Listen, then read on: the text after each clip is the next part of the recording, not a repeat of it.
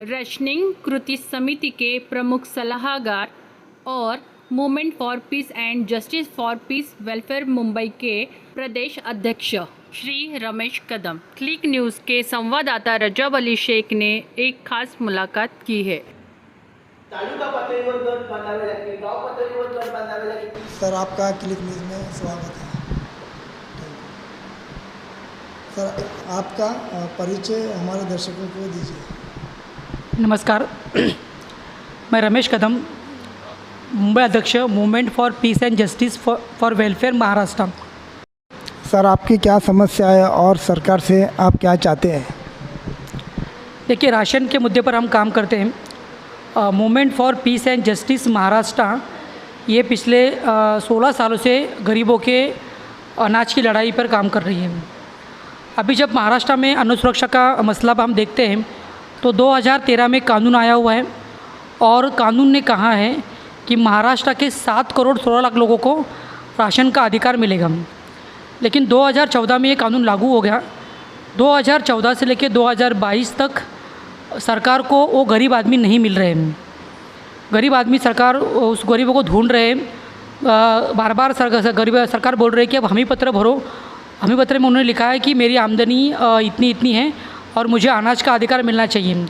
लेकिन उनका जो काटेरी आमदनी का है वो गलत है, क्योंकि उन्होंने कहा है कि ग्रामीण क्षेत्र के अंदर जिनकी आमदनी साल की 44,000 है उनको गरीब माना जाएगा और शहरों में जिनकी आमदनी 59,000 है उनको गरीब माना जाएगा। मतलब अगर जिनकी आमदनी शहरों में महीने की 5,000 है उनको अन्न सुरक्षा नहीं मिलेगी।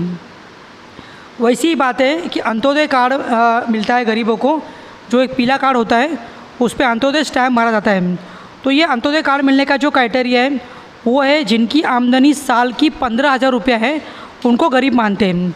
साल की 15,000 मतलब महीने का 1250 रुपया और दिन का 8 रुपया 10 पैसा। ये इतने पैसे में जो लोग जीते हैं उनको सरकार गरीब मानती है।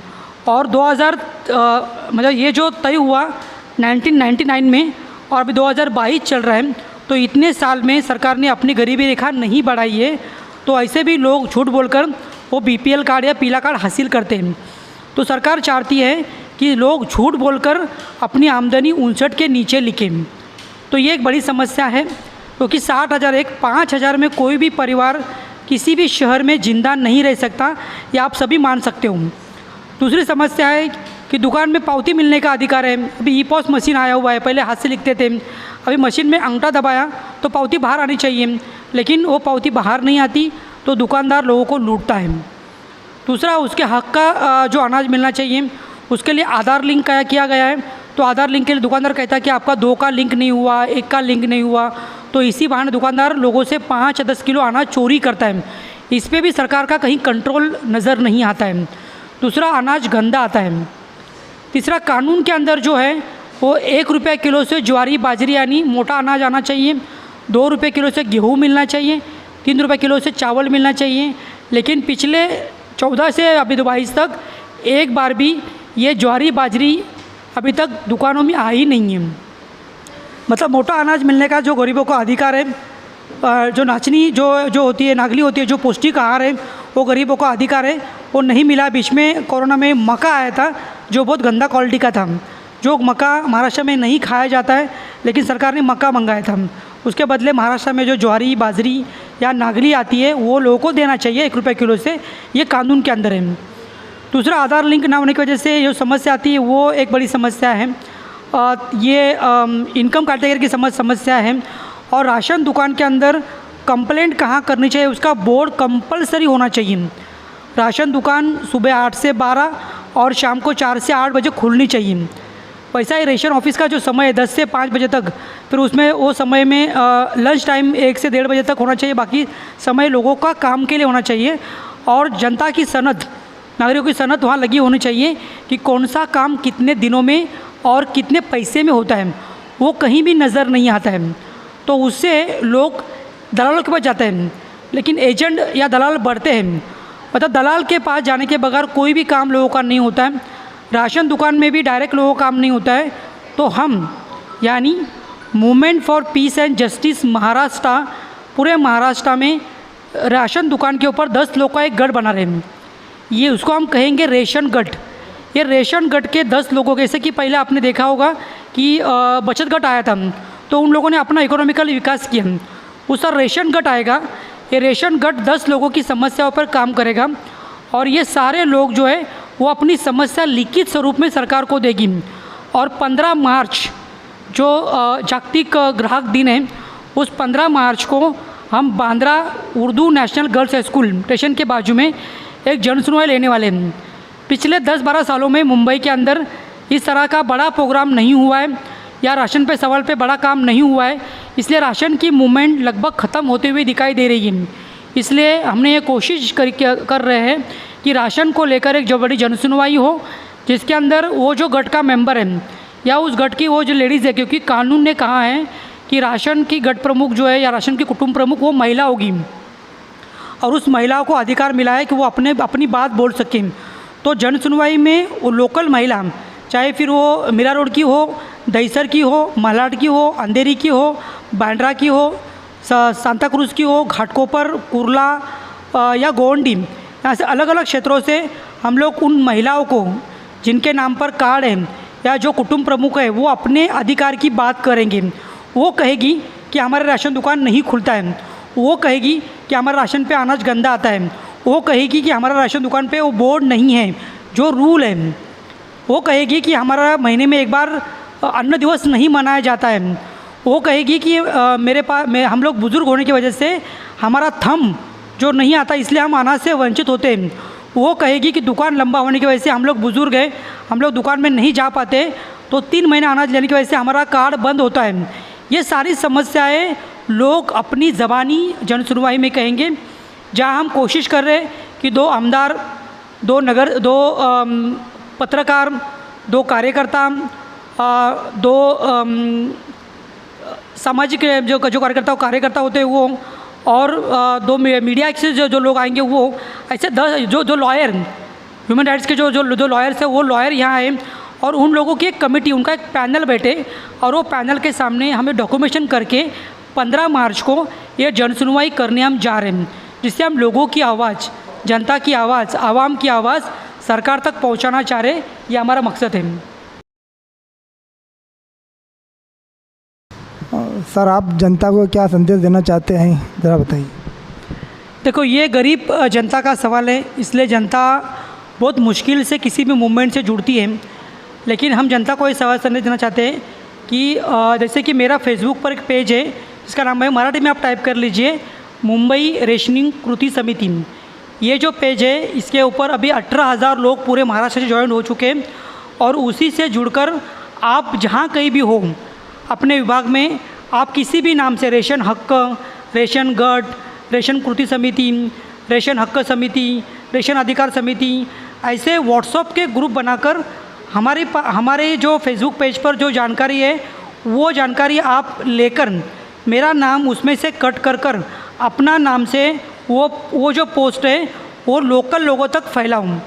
और उसमें हम ये मांग कर रहे हैं कि हमने पोस्ट में हमने क्या लिखा है कि आप हमी पत्र भरो, सरकार को लिखो कि लॉकडाउन में हमारा इनकम कम हुआ है, तो हम गरीब हो चुके हैं, तो हमारी इनकम आमदनी जो है वो शहरों में 59,000 के नीचे हो चुकी है और ग्रामीण में 40 से नीचे हो चुकी है।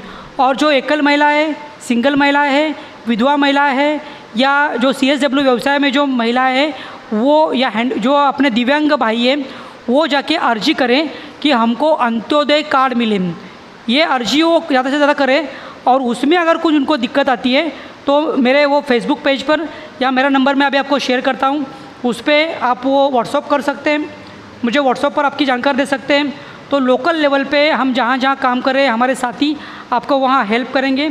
और राशन दुकान पे आप जाओगे तो अनाज गंदा है तो बिल्कुल मत लो, राशन दुकान पर एक कंप्लेंट बुक होती है, वो कंप्लेंट बुक आप मांगो, अगर नहीं देता है तो आप कंप्लेंट करने के लिए टोल फ्री नंबर है 1800224950 या ईमेल है mhpds.helpline@gov.in या वेबसाइट है www.mahafood.gov.in या महाराष्ट्र सरकार का एक वेबसाइट मतलब ईमेल है उनका जो राज्य अन्न आयोग @gmail.com, इसके ऊपर आप अपनी कंप्लेंट लॉन्च करो या सादा कागज़ लो, सादा कागज़ के ऊपर अपनी कंप्लेंट लिखो कि मैं फ़लाना हूँ और मुझे राशन दुकान में ये हो गया, और जमा करो और एक कॉपी हमको सेंड करो।